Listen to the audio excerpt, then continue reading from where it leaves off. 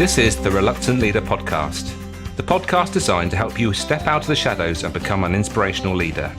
I'm your host, Mark Terrell, and each episode I will be getting to grips with a leadership topic by interviewing an expert in their field.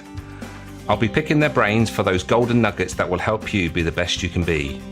Make sure you don't miss an episode by subscribing at thereluctantleader.co.uk, and please feel free to connect with me on LinkedIn. So let's get on with the show. Today I'm talking to Natalie Lewis. She describes herself as an unconventional HR consultant. She supports small businesses to build the foundation of HR and business, ensuring everything implemented contributes to the overall profitability and growth. She works with directors and business owners to launch established businesses into the next stage of their growth by improving their people, their brand, reputation, and profitability. At all stages, company values and people are at the centre of everything she endorses. Hope you enjoy this chat we had about culture, and I'll catch you all on the other side.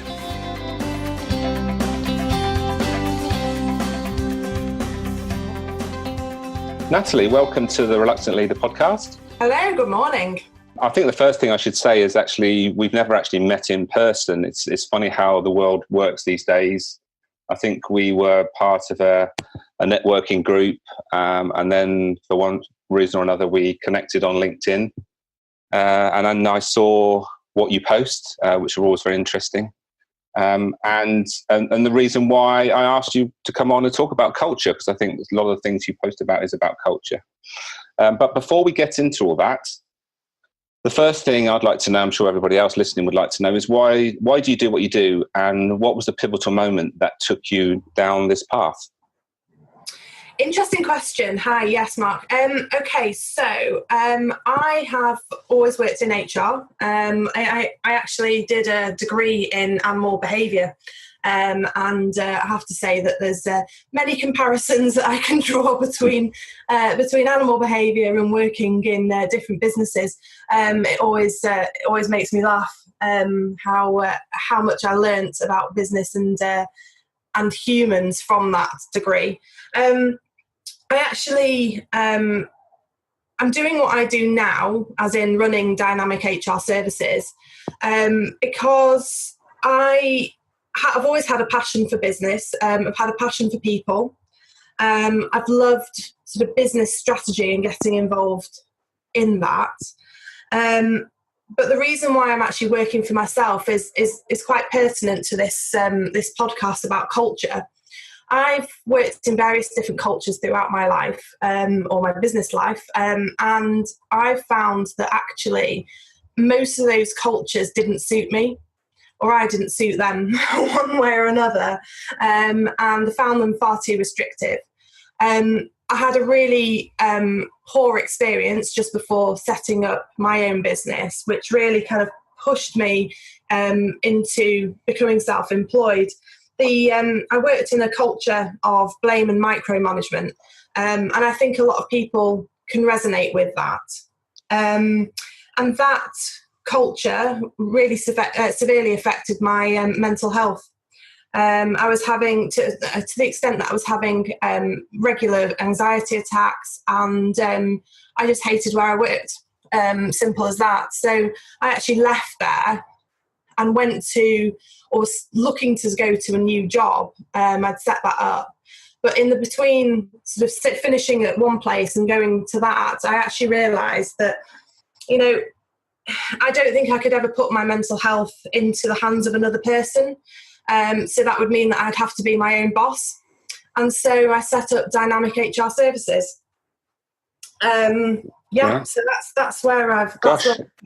Yes, it's an interesting story. So it's more than just a job. It's an actual, you're protecting your health, doing something that's right for you, so that you haven't got anybody else that's sort of putting on something that you don't believe in.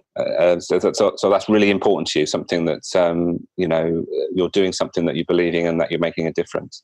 Yes, absolutely. Yeah, it's actually those experiences that have pushed me to have the vision and HR of HR and business strategy that I have now, that I I'm really passionate about helping businesses to improve, because I think if you can foster happy staff in the way that they want to be treated, then you will ultimately have much more of a successful business. Absolutely. Okay, cool. That's good. So let's get stuck into what we're going to talk about, which is what you've already mentioned. Actually, is culture, business culture.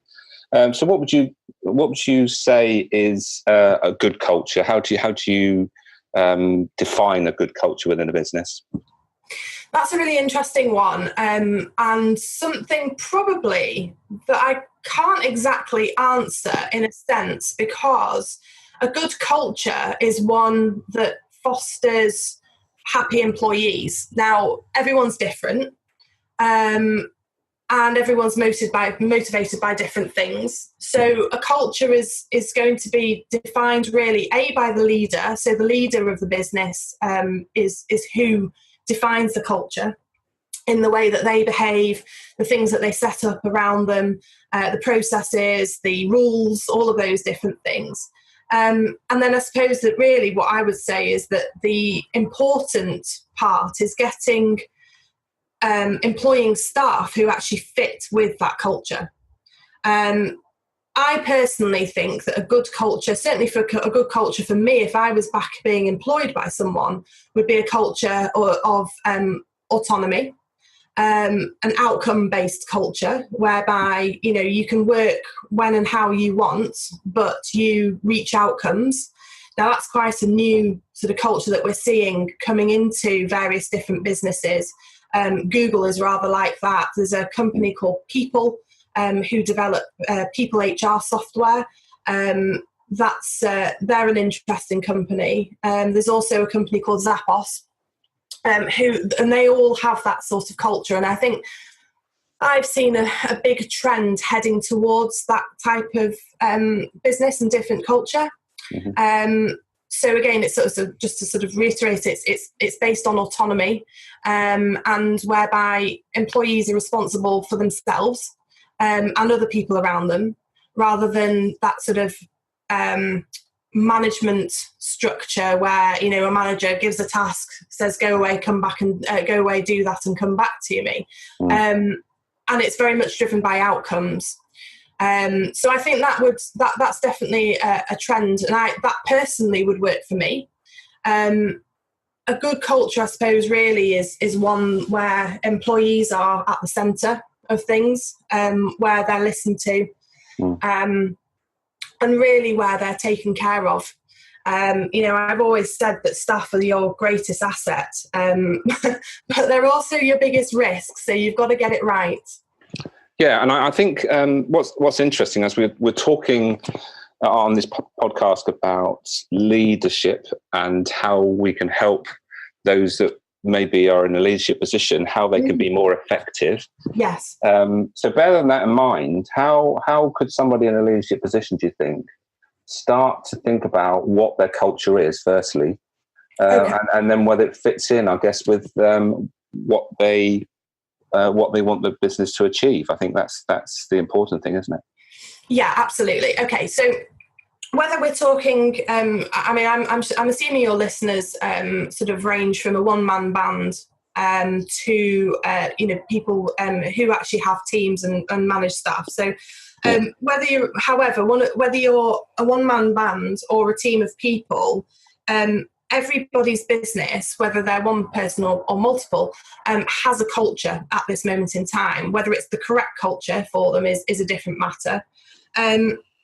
So I suppose what we have to look at is what is culture.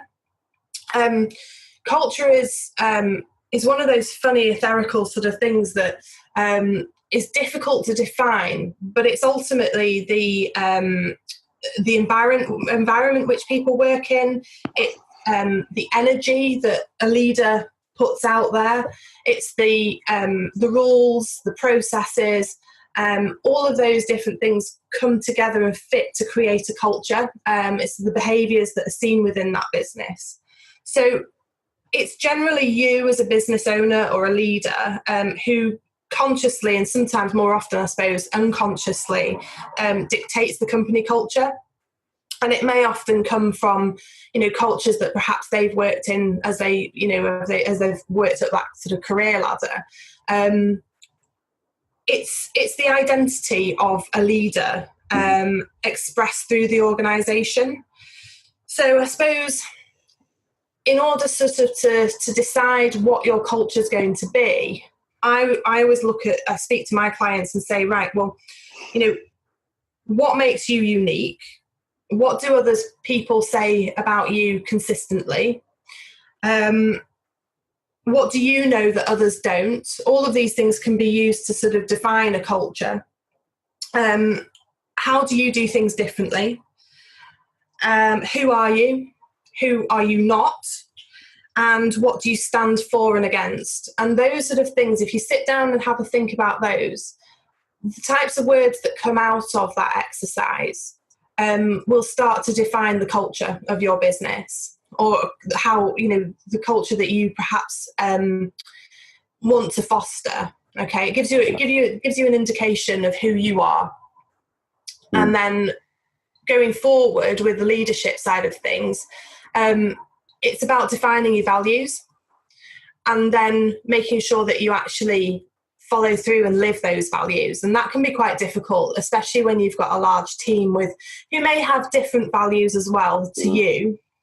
So assuming that, a company, whether it's a start out or they're looking to actually create a new culture, which is quite often something I get involved with.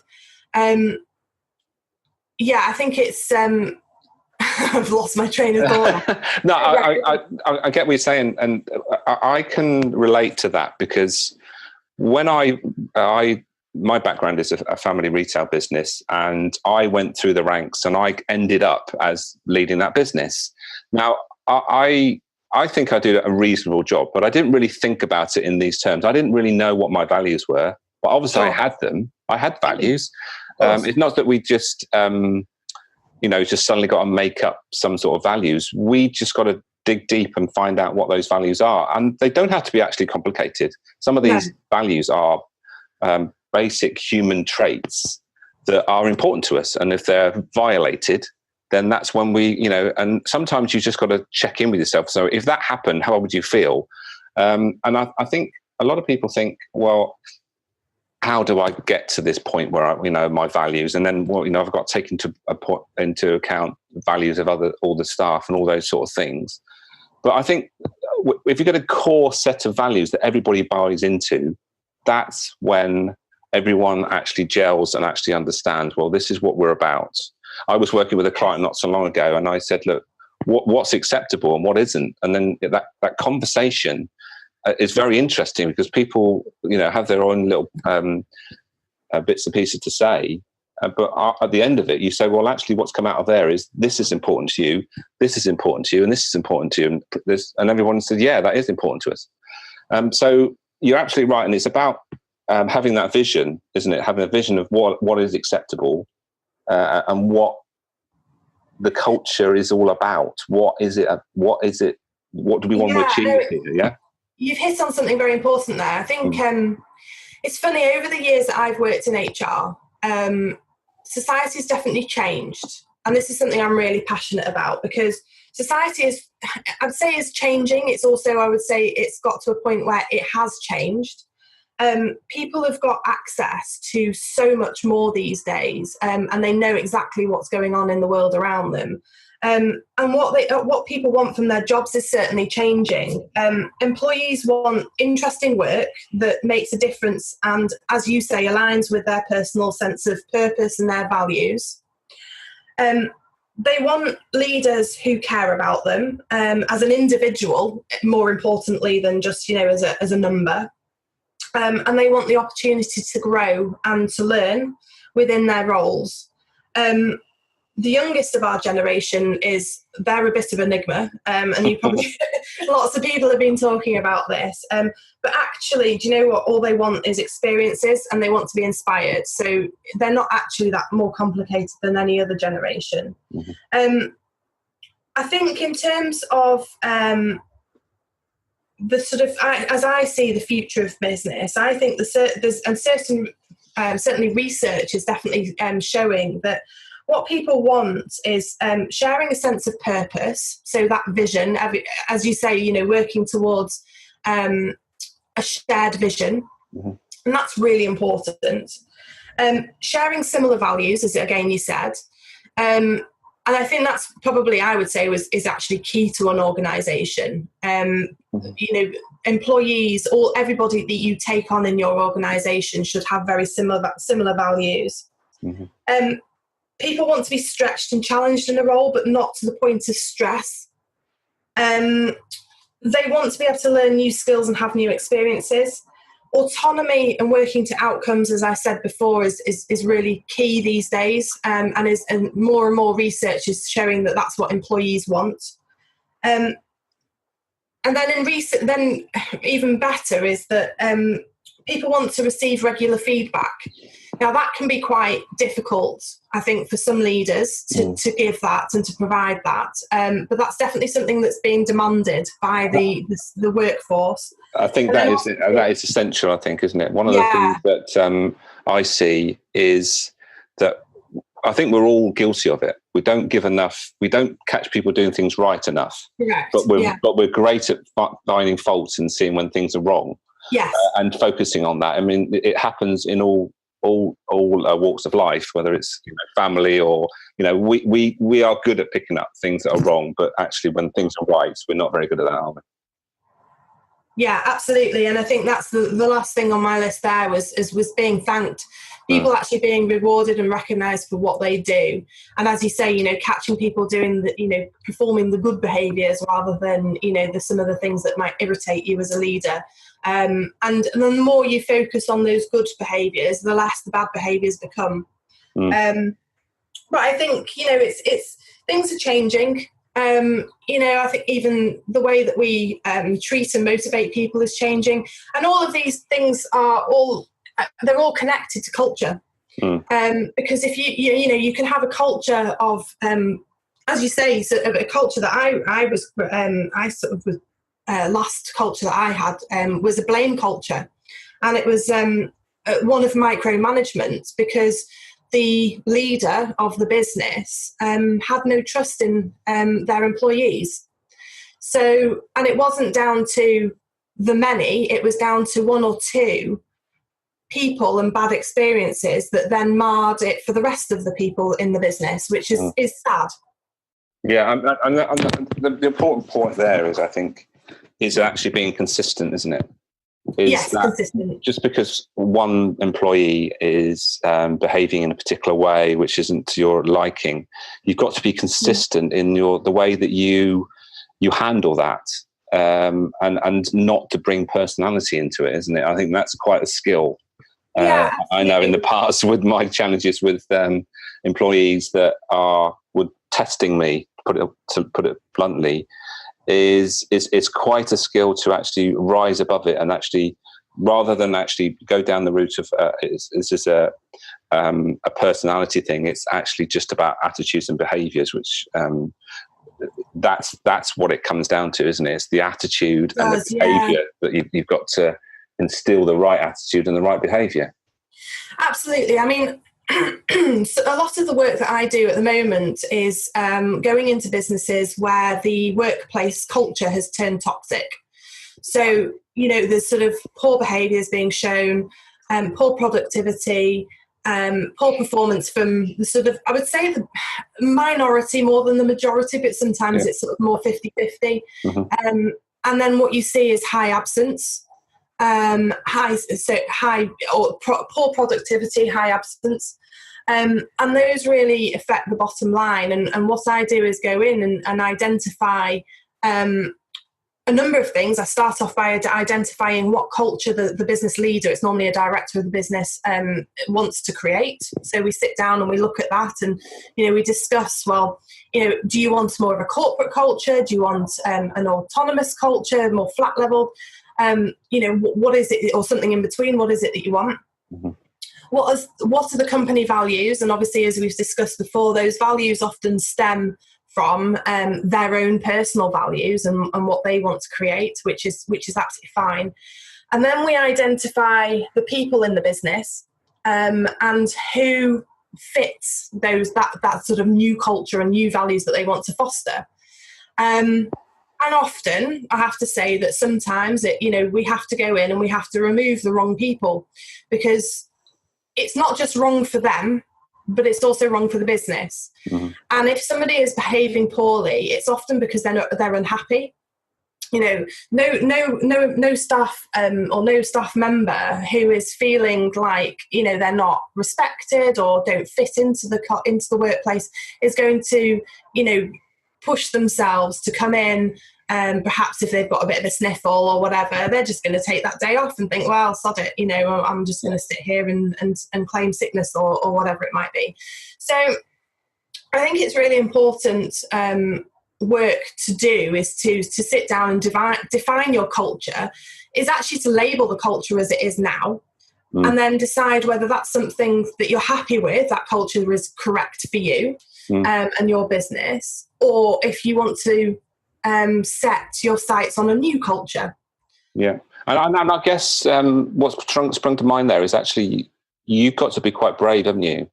I'm sure with the clients you've worked with, I'm sure people have thought, really, have I really got to do that? And I guess part of what you do is actually just encourage them. You've got to stick your neck out and be brave. If you really want this to happen and you want things to change, then you've got to do something. Otherwise, it just carries on the same. Well, absolutely. I mean, my job is to empower people and to give them the tools and skills to be able to do that. And also sometimes the encouragement to do the right thing. It's an interesting one, really. It does take bravery. But the benefits to getting your culture right are that, your productivity and your customer service improves. Everything improves from there, and people actually feel like they're part of something and they want to stay with you. You'll find that staff will actually bother to go the extra mile when they feel rewarded, when they feel recognised, and when they feel that their sense of purpose and their values align with the business that they're in. And certainly, I think, from a personal experience, I think I only found a couple of businesses that I worked in previously before setting up my own. I actually only found that in a couple of places. So I think it's definitely something that people are wanting more of, is that sense of sort of community, I guess it is. So yeah, absolutely. No, it does take bravery. And even just taking on one member of staff, I believe is brave for people, for leaders and business owners to do. So to take on a team and be able to manage them well, it does take something. And, I think not all of us are born to lead. Certainly can learn to lead. But it takes time and it takes courage to arm yourself with those tools. Yeah, and that's interesting you just said that, actually. I'm sure you've come across people that want a quick fix. They want you to come in and, well, what do I need to do? Wave your magic wand and sort it out in no time. But time is the thing, isn't it? It takes time. It takes, you've got to be consistent. It's like, running a business. You've got to be consistent in what you do so that people understand what you're about. And it's the same when you're in a leadership role. You've got to be consistent. You've got to stick by your values. And when you see something that's outside the values of the business, then you've got to stop it. Because if you don't stop it and make sure that you stand up to something that's wrong, then all you're doing really is encouraging more of that behaviour, aren't you? Absolutely. And that's then when, I end up coming in is to revert that culture, the toxic culture, because the bad behaviours have happened. That's when I step in and have to take it back to either the old culture or we create a new one or the other. But yeah, going back to that sort of that sense of bravery, sometimes I think what we've got to realise that not everyone is right for every culture, and recruiting the right people is really important. And that's like sort of the 101, I suppose, of business, is making sure that you recruit people to the values and the correct values that you have set and defined. But also is if somebody is not fitting into your culture, your values, then you need to remove them. And sometimes it's through no fault of their own, but, ultimately, you've got to look after your business. And quite frankly, there's been times where I've removed people from a business, and they've written to me after sort of maybe 6 months down the line and said, thank you so much. Do you know what? I wasn't happy in that business. And you gave me the push to go and find somewhere that I did fit into. So there can be benefits on both sides. Yeah. And that's important to remember that, isn't it? If someone is actually stuck in a business that actually they don't want to be there, the best thing for them and for the business is for them to find something that they are happy with, rather than causing them stress and the business and the leadership of that business stress.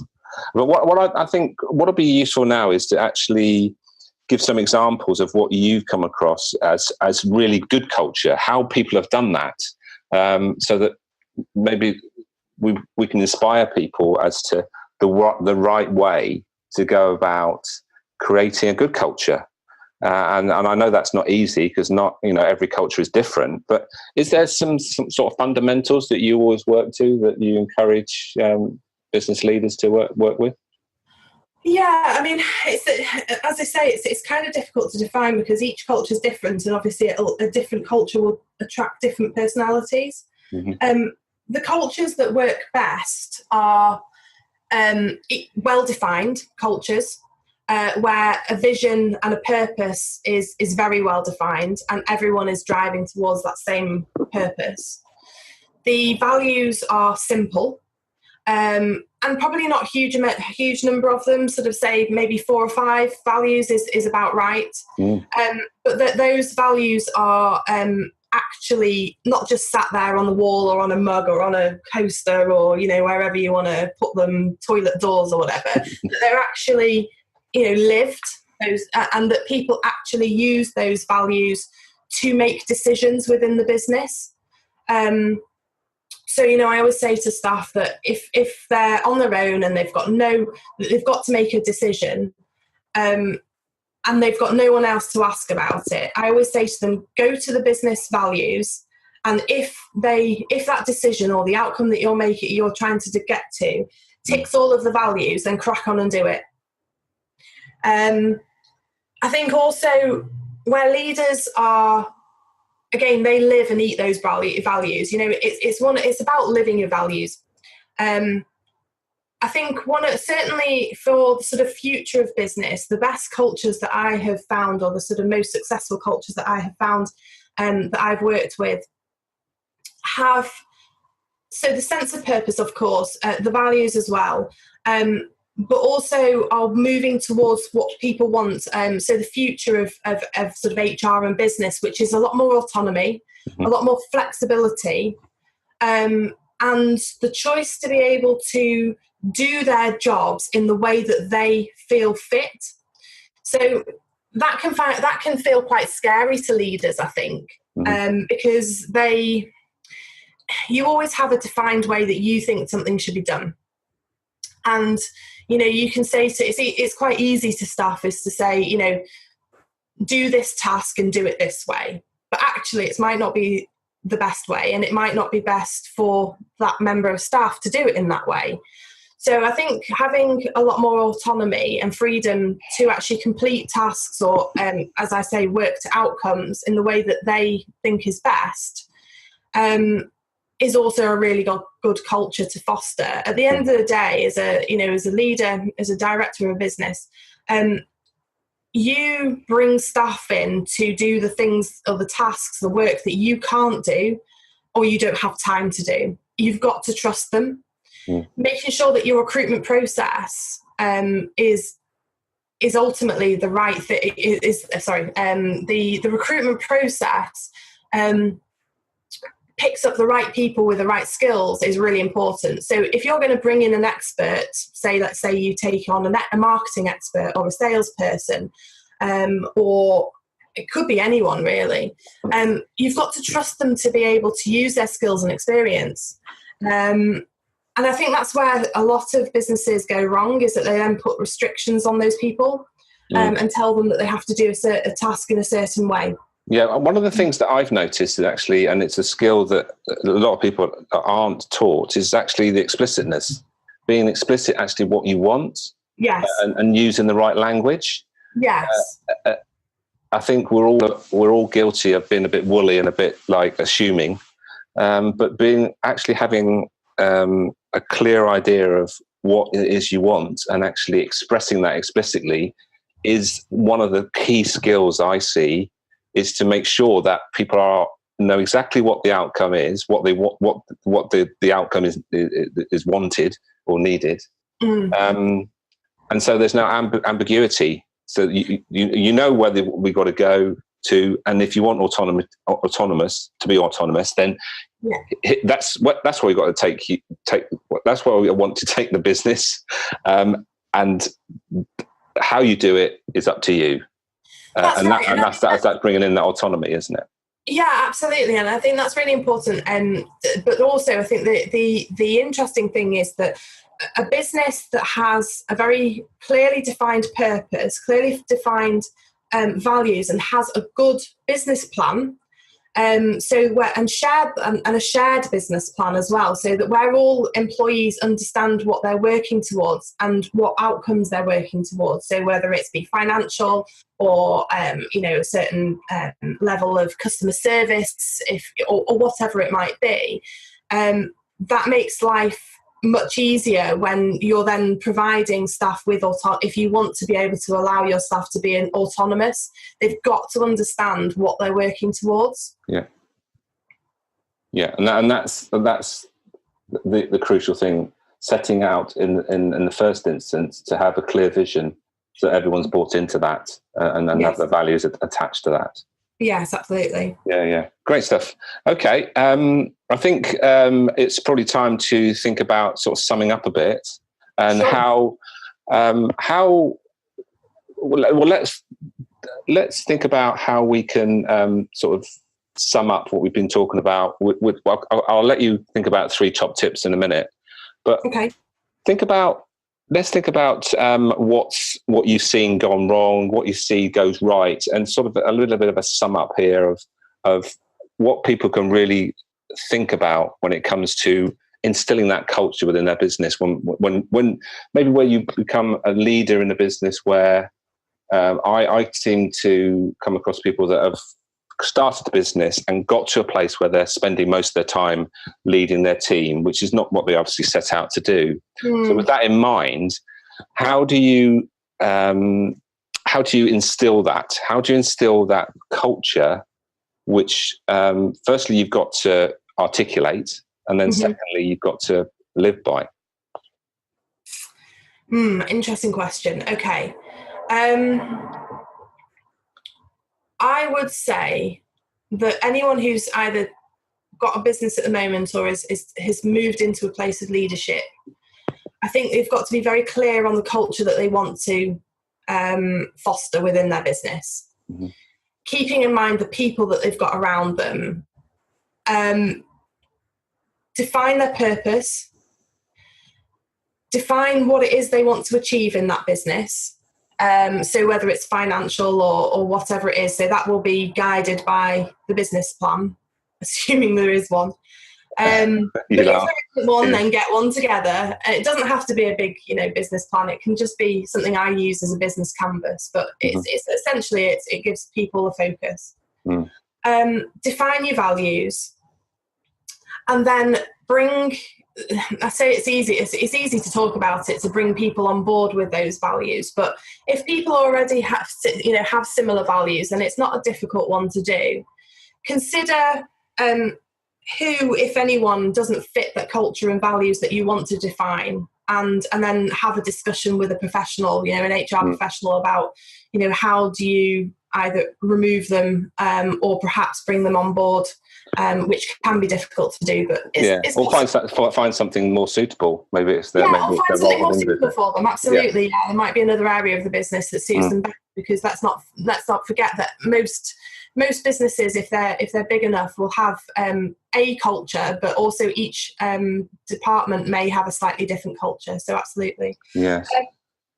And then personally, I think giving feedback regular feedback is absolutely key to bringing staff on board, and keeping everyone focused, revisiting those outcomes and and making sure that you're looking at giving people examples of where they have fulfilled a company value or haven't, and being honest and open about that without criticizing. I think criticism is toxic. And then saying thank you to staff and meaning it. Those are all things that I would suggest. And sometimes it is those simple things, isn't it? Like you've just said, just saying thank you for doing something that maybe we've taken for granted. They've just done it because they think it's part of their job. Well, actually, a lot of people do things that are actually probably outside their job spec, and it gets ignored. And actually, when it gets ignored, people think, well, I did something and it wasn't recognised, so maybe I won't bother next time. Absolutely. And do you know what? I think it's people say to me, or, people are business owners say to me, God, that's really difficult because I'm not in the business all the time. So I can't see people doing the right things. Well, you can ask the other people around them, because they can ask their work colleagues, what did Bob do well in the last few weeks? And I think, you can use them as sort of, I wouldn't say spies, but people to provide feedback on each other, positive. And sometimes, there may be times where, things need to change, but I encourage positive feedback, certainly, when sort of starting to change a culture. So it is possible to do. And personally, I just think if, certain leaders can make excuses for not doing things like that, because, it does tap into that sort of emotional side of work. And I think that over the last number of years, that's maybe been discouraged in quite a corporate environment, but that's certainly a way where we're heading back towards a more human workplace, and therefore we are going to have to get in touch with scary emotions, and actually be able to communicate those. Yes, a wake-up call to everybody, because we all know that it's so easy to move jobs these days, and I think when we talk about employees, it's a buyer's market, I think, in most instances. And if business owners, if they don't keep their key staff, then it's going to be expensive to replace them. And we want to encourage them, give them ways to actually hold on to them. Absolutely. It's expensive to replace staff. It's expensive when things go wrong. So again, going back to recruitment, it's really important that, leaders recruit to the right values and the right culture. And often I get asked, well, how do you know someone's, values? I personally use psychometric testing, because I think that's something that is a useful tool, but not everyone is able to afford psychometric testing or want to use it. But you can certainly, the thing is with employment law at the moment is that you have the ability to write in a probation period. And I think what we have to do again is sort of be upfront in thinking that if someone's joining your business, you can perhaps give them a 6-month.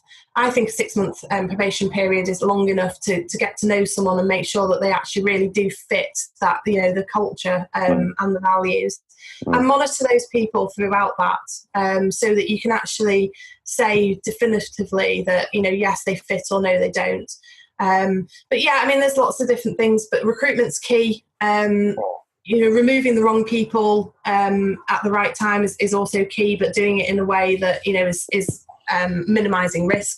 So following the law. Yeah, absolutely. Yeah, and you've probably already done it, but I think if we just let's leave our listeners with 3 top tips as to be in a leadership position. How can we, 3 things that could help us to create a good culture within our business?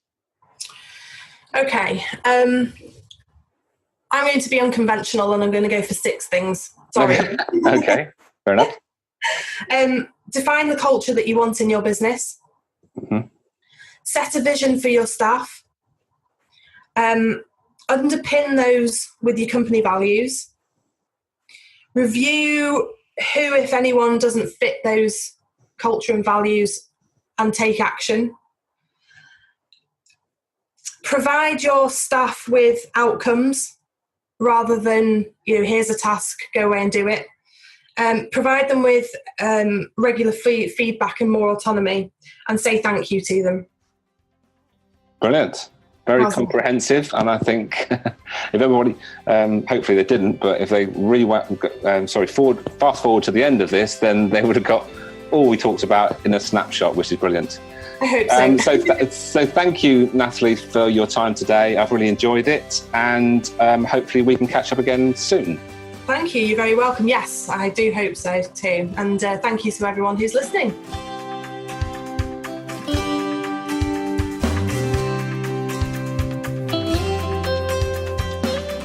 Thank you for listening today. As action leads to outcomes, make sure you make a note to start, stop, or continue doing whatever struck a chord in this episode. Don't forget to subscribe at thereluctantleader.co.uk, where you'll find links to all the past episodes, vlogs, blogs, and how you can get in touch with me. Until next time, bye for now.